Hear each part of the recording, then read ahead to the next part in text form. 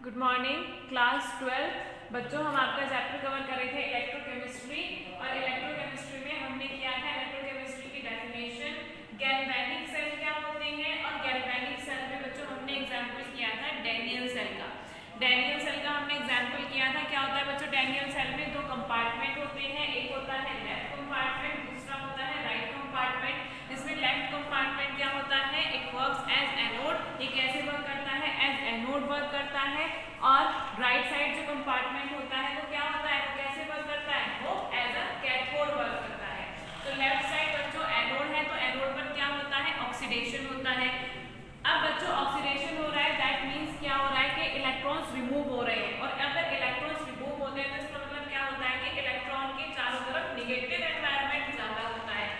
And cathode पर क्या होता है बच्चों, कैथोड पर Cu2 पॉजिटिव जो आयंस होते हैं वो इलेक्ट्रॉन्स को एक्सेप्ट करके किसमें चेंज होते हैं, कॉपर आयन में चेंज होते हैं। और क्या होता है, कॉपर आयन में अगर वो चेंज होते हैं सो कॉपर इलेक्ट्रॉन्स को एक्सेप्ट कर रहा है, जिससे क्या होता है उसके चारों तरफ कैसा एनवायरनमेंट ज्यादा होता है, पॉजिटिव एनवायरनमेंट ज्यादा होता है। उसके बाद बच्चों हमने किया था सेल रिप्रेजेंटेशन की थी। सेल रिप्रेजेंटेशन, जब हम सेल को रिप्रेजेंट करते हैं तो कैसे रिप्रेजेंट करते हैं, हम ऑक्सीडेशन से रिडक्शन को क्या करते हैं, रिप्रेजेंट करते हैं। आप सबसे पहले ऑक्सीडेशन रिप्रेजेंट करेंगे और उसके बाद रिडक्शन रिप्रेजेंट करते हैं। जैसे कि हमने क्या लिया था, जब भी हम कोई डैनियल सेल लेते हैं तो हम जिस भी मेटल का क्या लेते हैं, इलेक्ट्रोड लेते हैं, हम उसे उसके ही इलेक्ट्रोलाइटिक सॉल्यूशन में क्या करते हैं, डिप करते हैं। जैसे कि आपने डैनियल सेल में जो एनोड ली थी वो किसकी बनाई थी, वो एनोड आपने जिंक की बनाई थी, जिंक मेटल की आपने इलेक्ट्रोड ली थी, और उसी के ही सॉल्यूशन में हमने उसे क्या किया था, 1 मोलर ZnSO4 जिंक मेटल के ही सॉल्ट के सॉल्यूशन में हमने उसे डिप किया था। तो बच्चों हम जो इलेक्ट्रोलाइट लेते हैं वो क्या लेते हैं, किसका प्रेफर करते हैं, जिस मेटल का आप इलेक्ट्रोड ले रहे हैं उसी मेटल के सॉल्ट का आप क्या लेते हैं, इलेक्ट्रोलाइटिक सॉल्यूशन लेते हैं। और कैथोड हमने किसका लिया था, कैथोड लिया था हमने कॉपर का, और हमने उसे उसी के सॉल्ट के इलेक्ट्रोलाइटिक सॉल्यूशन में क्या किया था, डिप किया था। जब बच्चों आप क्या करते हैं, जब हम की को क्लोज करते हैं, तो जब की को जब आप क्लोज करोगे तो क्या होता है, रिएक्शन स्टार्ट होती है, और रिएक्शन स्टार्ट होने पर क्या होगा, जिंक इलेक्ट्रॉन को लूज करना स्टार्ट कर देता है, कॉपर इलेक्ट्रॉन को गेन करना स्टार्ट कर देता है। जिससे क्या होता है बच्चों, एनोड से कैथोड के बीच में पोटेंशियल डिफरेंस होता है, जो क्या होता है डैनियल सेल के लिए, वो पोटेंशियल डिफरेंस होता है डैनियल सेल के लिए 1.1 V। सो बच्चों डैनियल सेल जो होता है सिर्फ और सिर्फ 1.1 वोल्ट का पोटेंशियल डिफरेंस शो करता है। किसके लिए यूज किया जाता है बच्चों, ये कन्वर्ट करता है केमिकल एनर्जी को इलेक्ट्रिकल एनर्जी में कन्वर्ट करता है। सो बच्चों जो सेल होते हैं इलेक्ट्रोकेमिस्ट्री में आप यही पढ़ोगे कि कैसे एनर्जी को हम एक फॉर्म से दूसरी फॉर्म में, कैसे एनर्जी एक फॉर्म से दूसरी फॉर्म में क्या हो रही है, ट्रांसफर हो रही है, चेंज ट्रांसफॉर्म हो रही है, क्या हो रही है, चेंज हो रही है। सो ये था डैनियल सेल। नेक्स्ट है बच्चों नेट सेल कि नेट सेल रिएक्शन क्या होती है। नेट सेल रिएक्शन होती है जो आपकी कंप्लीट रिएक्शन है। कंप्लीट रिएक्शन दैट मींस जिसमें आप ऑक्सीडेशन को भी रिप्रेजेंट करते हैं और रिडक्शन को भी रिप्रेजेंट करते हैं, उसे हम कहते हैं नेट सेल रिएक्शन। तो जैसे कि जिंक आपका Zn2 पॉजिटिव में चेंज होता है एंड कॉपर 2 पॉजिटिव आपका कॉपर में चेंज होता है, दैट मींस ऑक्सीडेशन भी हो रहा है एंड रिडक्शन भी हो रहा है। तो नेट सेल रिएक्शन आपने रिप्रेजेंट की थी ZnCu2 पॉजिटिव, किसमें चेंज हो रहा है, ये Zn2 पॉजिटिव और कॉपर में। सो बच्चों आपकी जो सॉलिड मेटल होती है, सॉलिड मेटल को आप रिप्रेजेंट करते हैं S से, क्योंकि आपकी जो सॉलिड स्टेट होती है, सॉलिड स्टेट को आप किसमें रिप्रेजेंट करते हो, S से रिप्रेजेंट करते हो। जबकि जो आपके आयंस होते हैं उसे आप कैसे रिप्रेजेंट करते हैं, एक्वस स्टेट से रिप्रेजेंट करते हैं। सो नेक्स्ट है बच्चों आपका salt bridge and its function.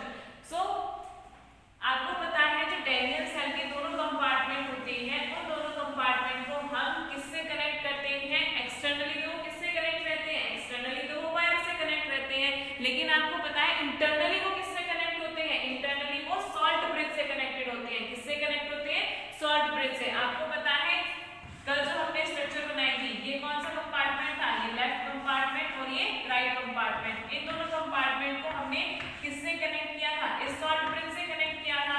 तो बच्चों ये सॉल्ट ब्रिज अगर हमने इसमें रखा है तो इसका कुछ जब तो हमने इसे सेल में क्या किया है, पुट किया है। सो बच्चों ये जो सॉल्ट ब्रिज होता है इस पर एक पेस्ट लगा होता है। किसका पेस्ट लगा होता है? इस पर अगार अगार का पेस्ट लगा होता है।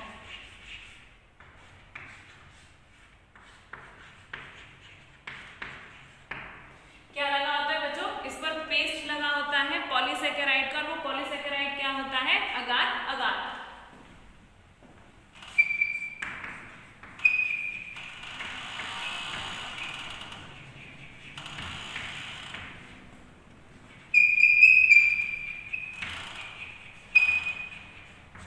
Paste of polysaccharide. प्लस बच्चों इसमें इलेक्ट्रोलाइट यूज किया जाता है। क्या यूज किया जाता है? इलेक्ट्रोलाइट यूज किया जाता है। लेकिन कैसा इलेक्ट्रोलाइट यूज किया जाता है? Inert electrolyte. कैसा इलेक्ट्रोलाइट हम इसमें यूज करते हैं? Inert electrolyte. सो इलेक्ट्रोलाइट बच्चों इसमें यूज होता है इनर्ट इलेक्ट्रोलाइट, जैसे कि KNO3, potassium nitrate and ammonium nitrate.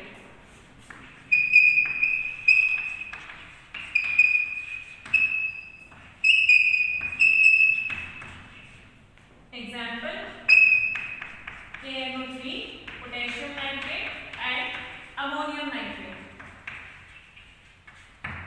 बच्चों इसमें हम KCl भी यूज कर सकते हैं, लेकिन KCl जो इलेक्ट्रोलाइट होता है वो silver, thallium, lead and mercury. अगर आप इलेक्ट्रोड किस किस के ले रहे हैं? Silver, thallium, lead and mercury. अगर आपने जो इलेक्ट्रोड यूज किया है वो इन मेटल्स का किया है, silver, thallium, lead and mercury, इनमें KCl इलेक्ट्रोलाइट यूज नहीं किया जाता।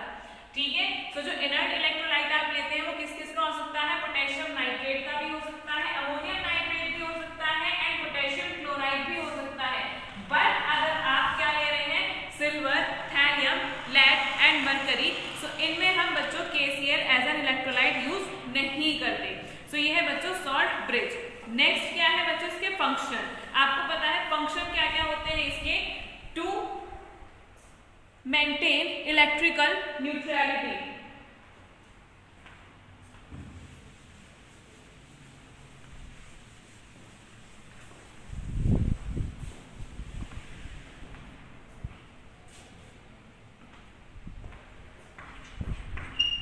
First is to maintain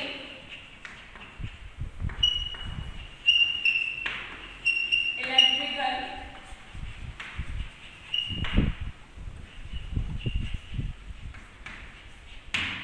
neutrality. Electrical neutrality को बनाए रखने के लिए हम सॉल्ट ब्रिज का यूज करते हैं। आपको पता है हम इसमें क्या यूज करते हैं? इलेक्ट्रोलाइट यूज करते हैं। सपोज करो हमने कौन सा इलेक्ट्रोलाइट लिया है? पोटेशियम नाइट्रेट लिया है। किस किस में डिवाइड होगा ये? अगर आप पोटेशियम नाइट्रेट को इसके आयंस में डिवाइड करते हैं तो ये कौन कौन से आयंस में डिवाइड होता है? K पॉजिटिव में एंड NO3 नेगेटिव में। सो आपको पता है लेफ्ट साइड क्या होता है बच्चों?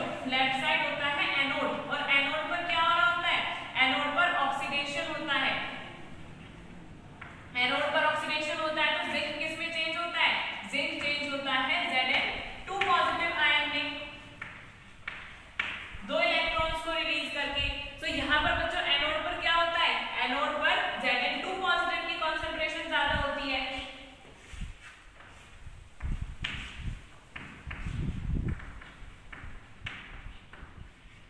K positive and NO3 negative. तो बच्चों एनोड पर क्या होता है? एनोड पर Zn2 पॉजिटिव की कंसंट्रेशन ज्यादा होती है एंड SO4 नेगेटिव की कंसंट्रेशन क्या होती है? कम। क्योंकि यहाँ पर बच्चों ध्यान से देखो किसका हमने इलेक्ट्रोलाइटिक सॉल्यूशन ऐड किया है? हमने इलेक्ट्रोलाइटिक सॉल्यूशन ऐड किया है ZnSO4। ठीक है। जो आप इसमें इलेक्ट्रोलाइट ऐड करते हैं लेफ्ट कंपार्टमेंट में, जिंक आपने क्या लिया है? मेटल इलेक्ट्रोड ली है और आपने उसे किस में डिप किया है?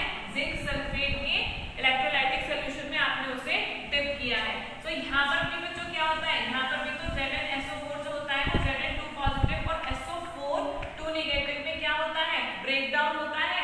तो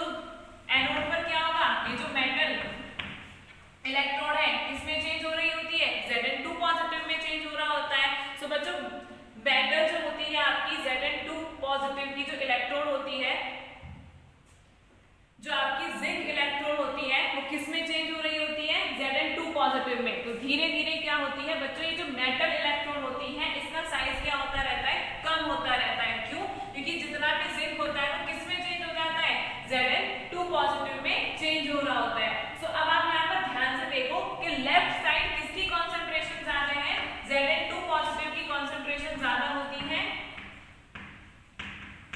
और SO4 नेगेटिव जो आयंस होते हैं उनकी कॉन्सेंट्रेशन कम होती है।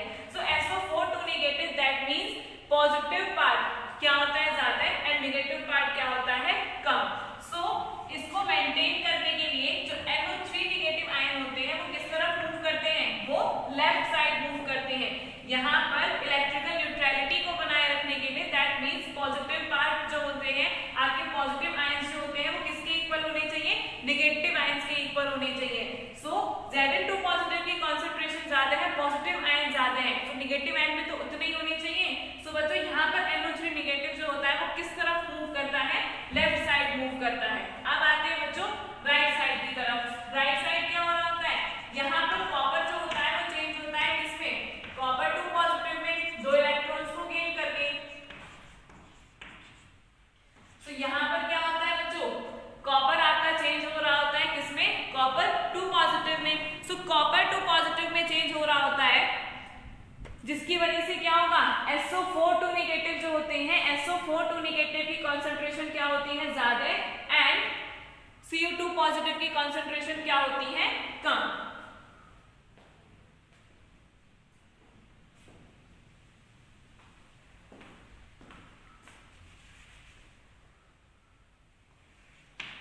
आपका Cu2 पॉजिटिव 2 इलेक्ट्रॉन को गेन करके किसमें चेंज होता है, कॉपर में चेंज होता है। सो आपका Cu2 पॉजिटिव किसमें चेंज हो रहा है, कॉपर में चेंज हो रहा है। इसका मतलब क्या हो रहा है, Cu2 पॉजिटिव की कॉन्सेंट्रेशन कम है एंड SO4 नेगेटिव आयन की कॉन्सेंट्रेशन क्या है, ज्यादा है।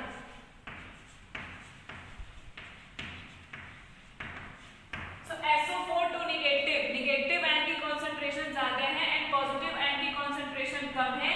सो दोनों को बराबर करने के लिए, दोनों को इक्वल करने के लिए क्या होगा, जो के पॉजिटिव आयन होते हैं वो किस तरफ मूव करते हैं, इलेक्ट्रिकल न्यूट्रलिटी को मेंटेन करने के लिए के positive ion right side move करते हैं। किस तरफ मूव करते हैं, राइट साइड मूव करते हैं। सो बच्चों सॉल्ट ब्रिज का सबसे पहला फंक्शन क्या होता है, to maintain electrical neutrality.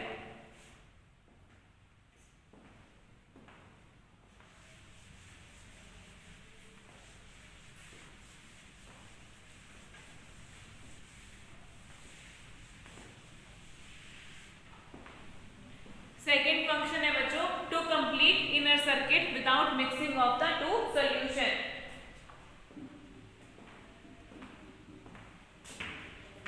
To complete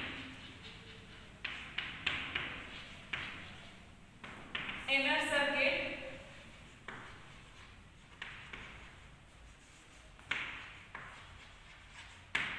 without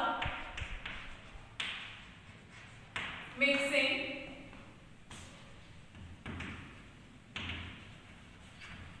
of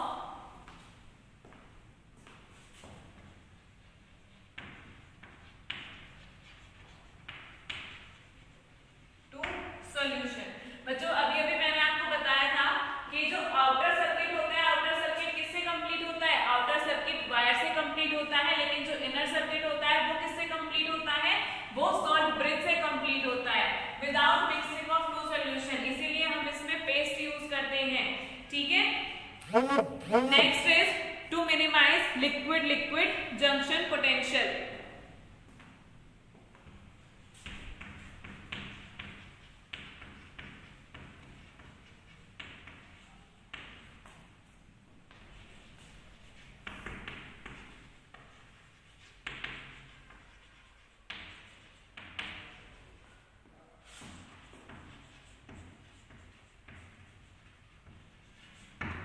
To minimize liquid-liquid junction potential। आपको बताया बच्चों दोनों जो कंपार्टमेंट है, दोनों कंपार्टमेंट में रिएक्शन होती है। एक कंपार्टमेंट में Zn2 पॉजिटिव SO4 नेगेटिव होता है और दूसरे कंपार्टमेंट में क्या होता है, Cu2 positive and SO4 negative होता है। अगर ये दोनों कंपार्टमेंट के जो सॉल्ट हैं आपस में मिक्स हो जाते हैं तो क्या होगा कि आपका जो पोटेंशियल डिफरेंस आता है 1.1 वोल्ट का, वो क्या होता है वो डिस्टर्ब हो जाता है। तो जो सॉल्ट ब्रिज होता है वो लिक्विड लिक्विड जंक्शन पोटेंशियल जो होता है, आपका जो इनर पोटेंशियल होता है उसे क्या करता है, कम करता है। कैसे कम करता है कि आपके जो दोनों इलेक्ट्रोलाइट होते हैं उनकी मिक्सिंग को ये क्या करता है, रोकता है। सो नेक्स्ट है बच्चों आपका क्वेश्चन,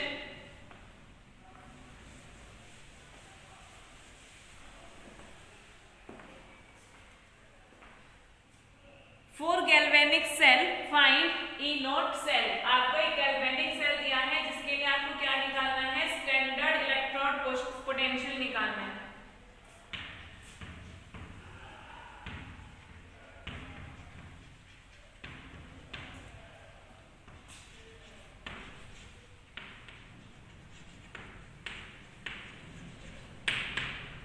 और बच्चों सेल है आपका, और बच्चों सेल है आपका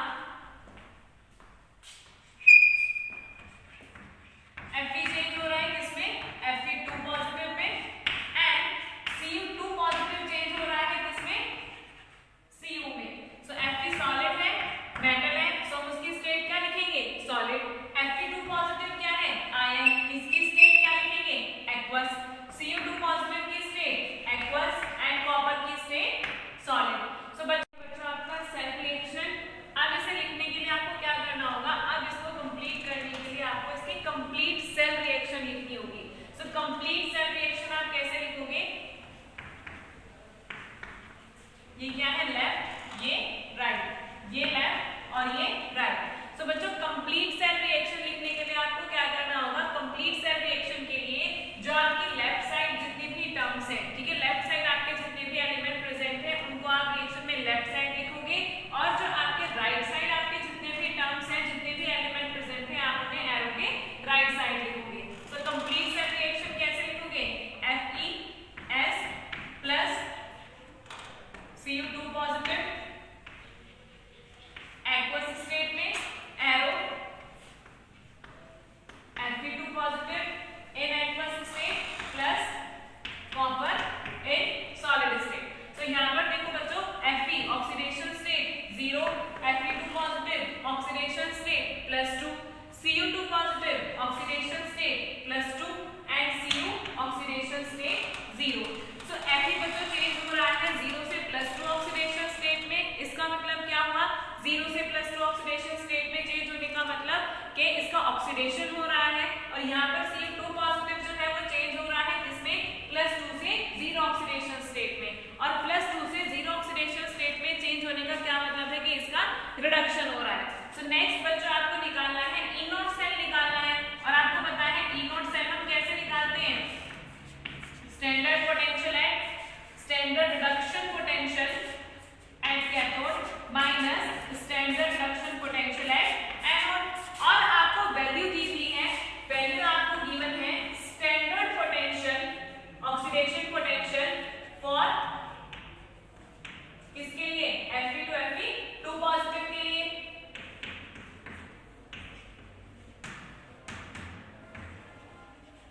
इसकी वैल्यू है बच्चों +0.44 वोल्ट, एंड कैथोड के लिए है standard potential, standard reduction potential for cathode Cu2 positive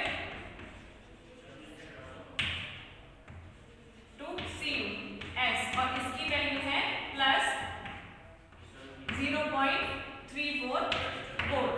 so बच्चों आप यहाँ पे ध्यान से देखो, मैंने आपको पहली वीडियो में भी बताया था कि हम जो स्टैंडर्ड पोटेंशियल निकालते हैं अकॉर्डिंग टू IUPAC वो क्या होता है, वो स्टैंडर्ड रिडक्शन पोटेंशियल होते हैं। क्या होते हैं, स्टैंडर्ड रिडक्शन पोटेंशियल होते हैं। सो यहाँ पर आपको स्टैंडर्ड रिडक्शन पोटेंशियल लेना है कैथोड के लिए, और स्टैंडर्ड रिडक्शन पोटेंशियल लेना है एनोड के लिए।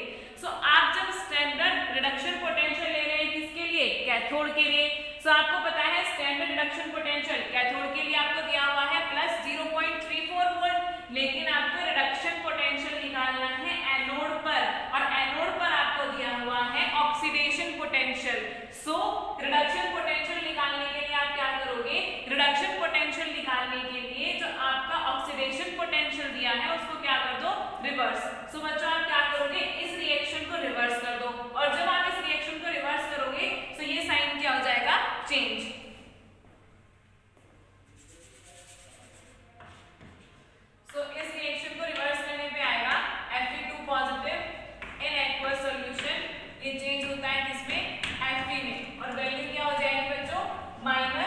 0.44 वोल्ट। यहाँ पर देखो +2 ऑक्सीडेशन स्टेट से किसमें चेंज हो रहा है, 0 में, और +2 ऑक्सीडेशन स्टेट से 0 में चेंज होने का क्या मतलब है कि क्या हो रहा है, रिडक्शन हो रहा है। सो आपको यहाँ पर लिखना है बच्चों standard reduction potential for cathode and standard reduction potential for anode. So cathode की वैल्यू क्या है 0.34 और एनोड की वैल्यू क्या है, माइनस साइन के साथ है। कौन सी रखोगे कि आपको रिडक्शन पोटेंशियल निकालना है, सो ये वाली वैल्यू नहीं रखोगे, कौन सी वाली वैल्यू रखोगे, ये वाली। सो -0.44 वोल्ट। सो टोटली क्या हो जाएगा, माइनस माइनस प्लस, सो आपकी टोटल वैल्यू आएगी 0.78 वोल्ट। सो बच्चों ये जो आपका सेल है Fe चेंज हो रहा है किसमें, Fe2 पॉजिटिव में, जिसका क्या हो रहा है oxidation, and Cu2 positive change हो रहा है किसमें, Cu में, जिसका क्या हो रहा है रिडक्शन। उसके लिए सबसे पहले आप क्या लिखोगे, कंप्लीट रिएक्शन लिखोगे, और कंप्लीट रिएक्शन लिखने के बाद आप क्या करोगे कि आपका जो E0 सेल है, E0 सेल के स्टैंडर्ड पोटेंशियल जो आपको किसके लिए निकालना है, पूरे के पूरे सेल के लिए निकालना है, कंप्लीट सेल के लिए निकालना है। तो उसमें आप क्या करोगे, जो स्टैंडर्ड रिडक्शन पोटेंशियल होते हैं उसको काउंट किया जाता है। तो standard reduction potential for cathode से माइनस कर दोगे किसका, standard reduction potential for anode, और ये आ जाएगी बच्चों आपकी वैल्यू। नेक्स्ट है आपका डेल जी नॉट माइनस के इक्विलिब्रियम फॉर गैल्वेनिक सेल। सो आपको बताना है डेल जी नॉट और के इक्विलिब्रियम में गैल्वेनिक सेल की जो वैल्यू होती है वो।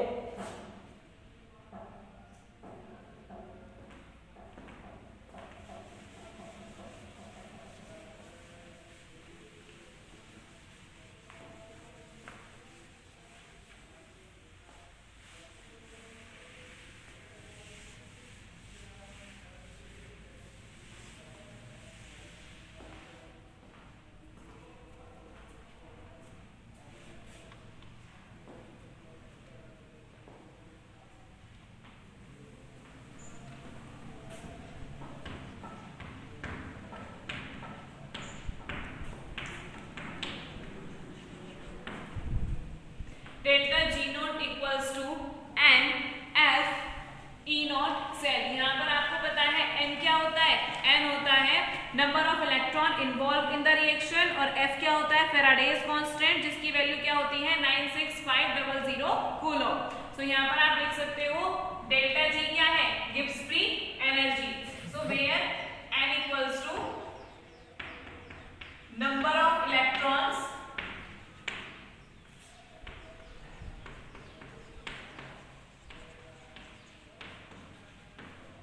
involved in the reaction, and F equals to Faraday's constant,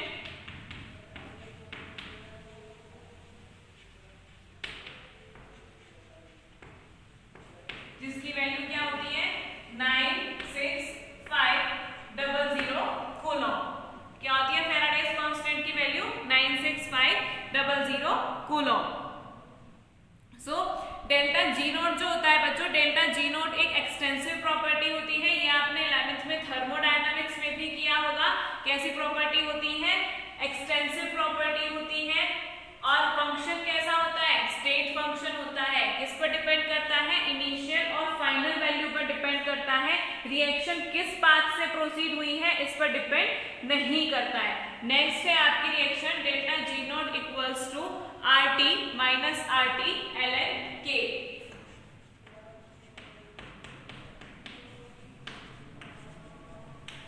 log K, T क्या है temperature in Kelvin, R gas constant. So यहाँ पर आप लिख सकते हो बच्चों delta G naught is an extensive property, additive property होती है, इसको आप ऐड कर सकते हो। और ई नॉट सेल जो होता है ये इंटेंसिव प्रॉपर्टी होती है और नॉन एडिटिव प्रॉपर्टी होती है। So delta G naught is an extensive property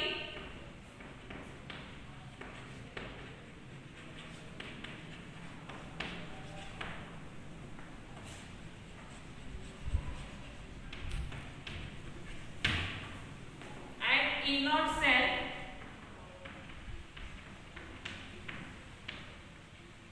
is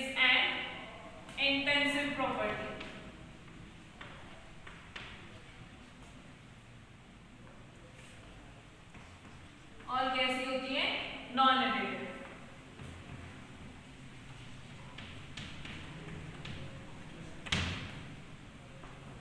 तो ये बच्चों डेल्टा जी नॉट एंड आपकी इक्वेशन दी हुई है delta G naught equals to minus N F E not cell and delta G naught equals to minus R T L N K और log के। अब हम इसके टॉपिक के लिए बच्चों क्वेश्चन करेंगे।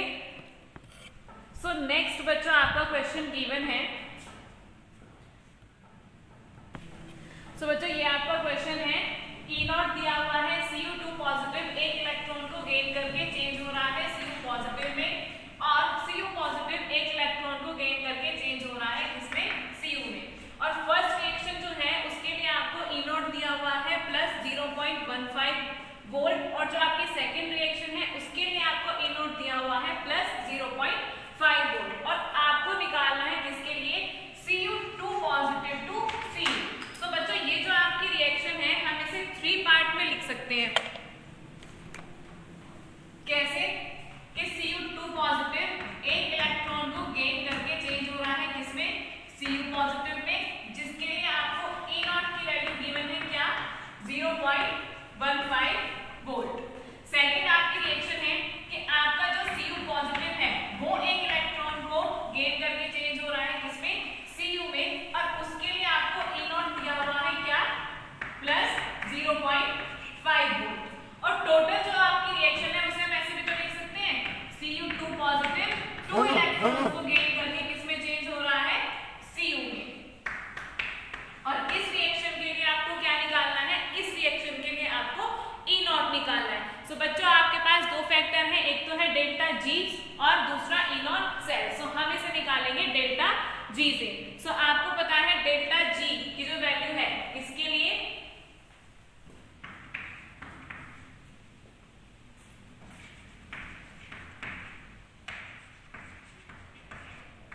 और इस रिएक्शन के लिए हमें निकालना है डेल्टा G3 नॉट। सो यहाँ पर अगर आप डेल्टा G3 नॉट निकालते हैं तो क्या होगा, delta G3 naught delta G1 naught plus delta G2 not.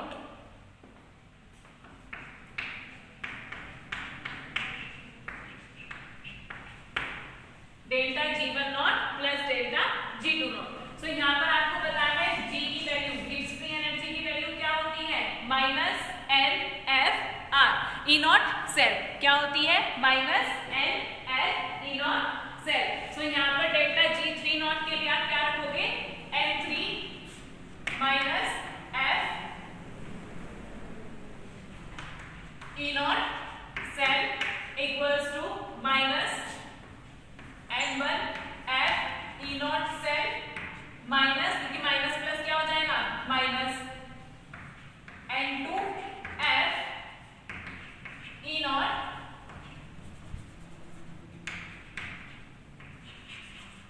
Cell.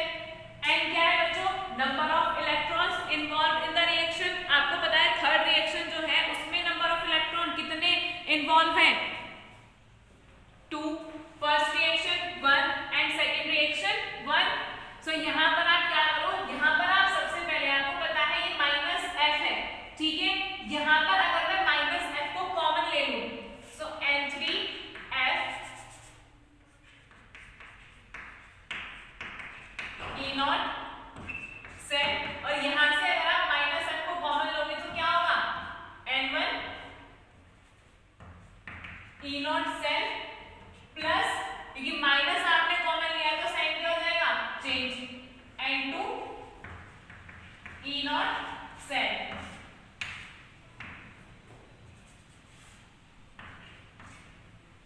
And minus F से माइनस F कैंसिल और ये क्या होगा, N3 E not cell equals to N1 E not cell plus N2 E not cell. N1 N2 की value, number of electrons involve in the reaction 1 and 1। N3 की value, कितने electrons involve हैं, 2। सो यहाँ पर क्या होगा, N2 E not cell equals to N1 की value 1 and N2 की वैल्यू 1।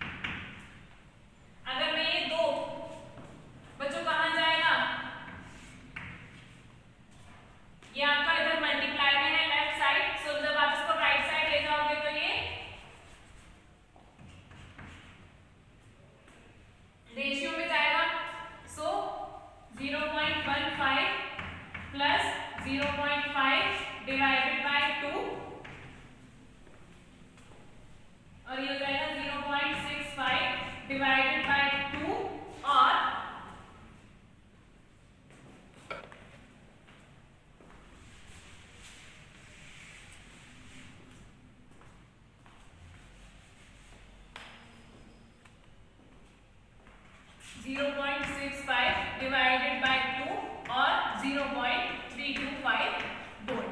सो आपका E नॉट 3 क्या आएगा बच्चों थर्ड रिएक्शन के लिए? यहां पर आप इसको भी 3, 2 and 1 लिख दो।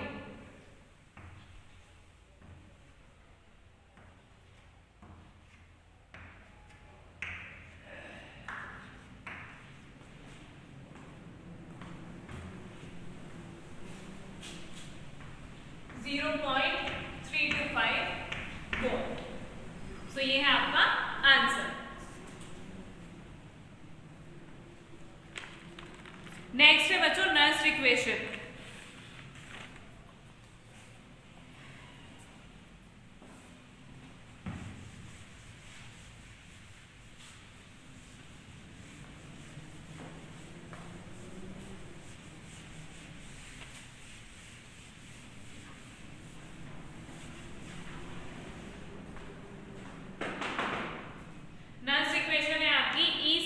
Equals to E nought cell minus 2.3 RT upon NF log 10 Q। E cell equals to E nought cell minus 2.3 RT upon NF log Q। So बच्चों अगर इस इक्वेशन में मैं R, T एंड F की value को put करूं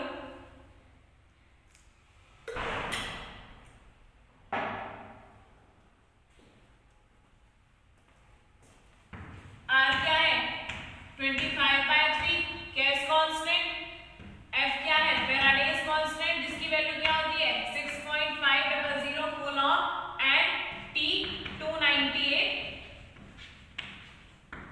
kelvin. सो अगर यहाँ पे इन सब की वैल्यू पुट करूं सो क्या आता है बच्चों E cell equals to E nought cell minus 0.06 upon n log 10 base पे Q। क्योंकि आपको पता है अगर आप 2.303 लेते हैं, यहाँ पर मैंने 2.3 लिखा है लेकिन वैसे वैल्यू क्या होती है 2.303। सो log 10 का बेस क्या होता है 10। So E cell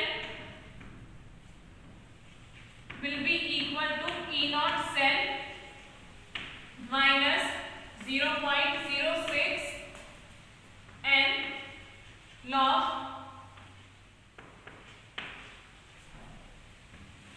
base 10 Q।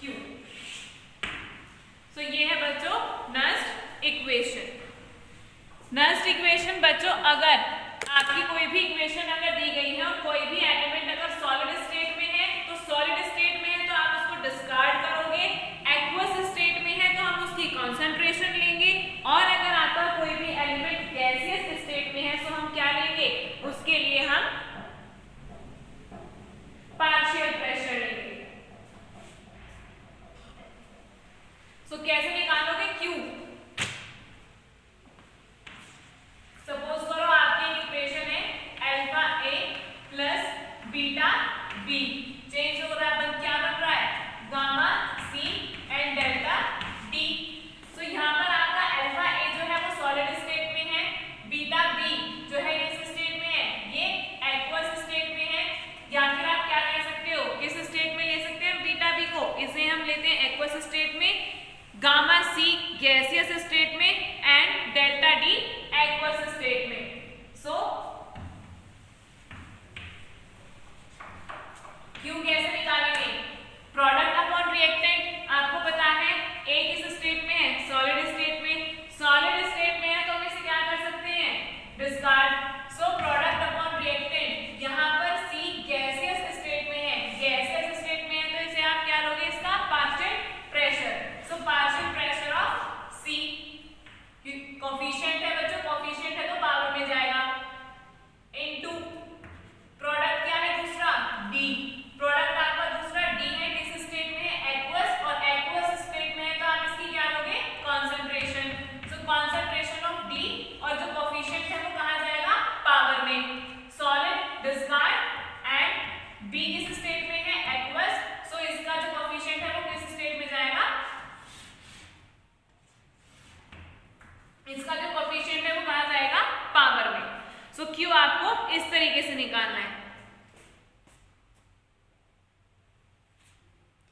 So next है